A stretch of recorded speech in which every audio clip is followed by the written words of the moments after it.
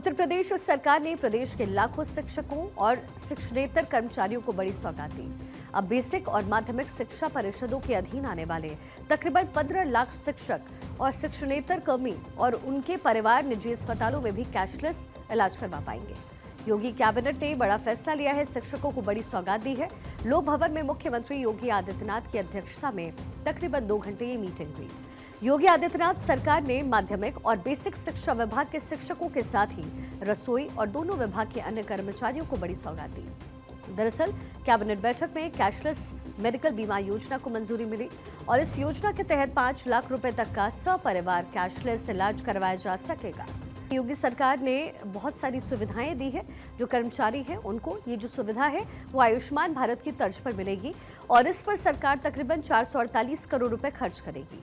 मुख्यमंत्री योगी आदित्यनाथ ने शिक्षक दिवस 2025 पर इसकी घोषणा की, जिस पर गुरुवार को कैबिनेट ने मुहर भी लगाई।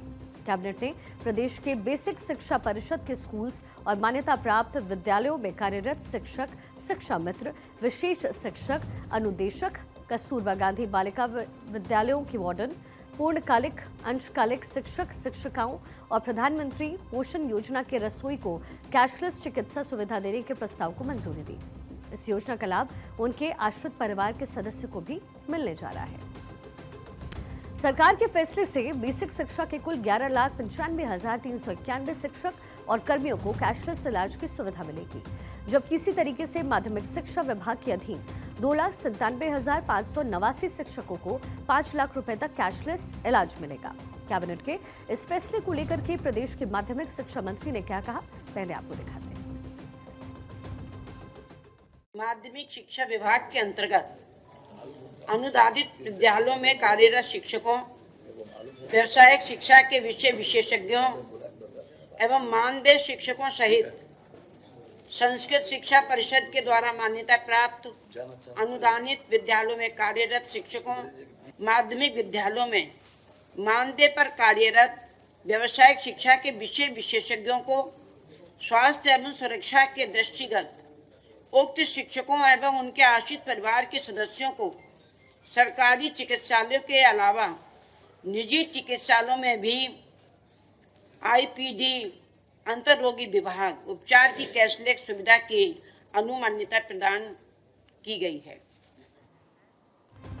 इतना ही नहीं, उत्तर प्रदेश की योगी आदित्यनाथ सरकार की कैबिनेट बैठक में गुरुवार को कुल 32 प्रस्ताव पर चर्चा हुई, जिनमें से 30 प्रस्ताव को मंजूरी मिली।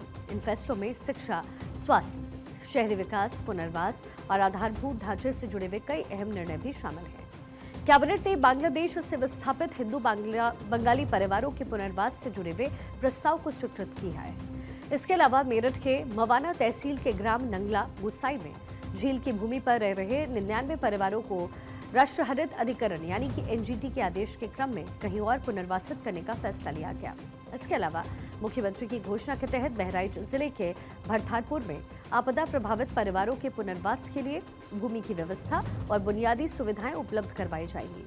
अटल नवीनीकरण और शहरी रूपांतरण मिशन यानी कि अमृत 2.0 के तहत गोरखपुर नगर निगम में सीवरेज योजना की परियोजनाओं को मंजूरी दी गई। वहीं वाराणसी नगर निगम के 18 अत्यधिक प्रभावित वार्डों में से 4 वार्ड में सीवर लाइन बिछाने और ग्रीस संयोजन के कार्य के लिए परियोजना को स्वीकृति दी गई। इसके अलावा मुजफ्फरनगर की गंगा किसान सहकारी चीनी मिल, मोरना की पेराई क्षमता बढ़ाने, तकनीकी उन्नयन और नई चीनी मिल की स्थापना के प्रस्ताव को हरी झंडी दी गई। तो कुल मिलाकर के योगी सरकार की इस कैबिनेट बैठक में लिए गए फैसलों को शिक्षा, स्वास्थ्य, शहरी विकास और पुनर्वास की दिशा में बड़ा कदम माना जा रहा है।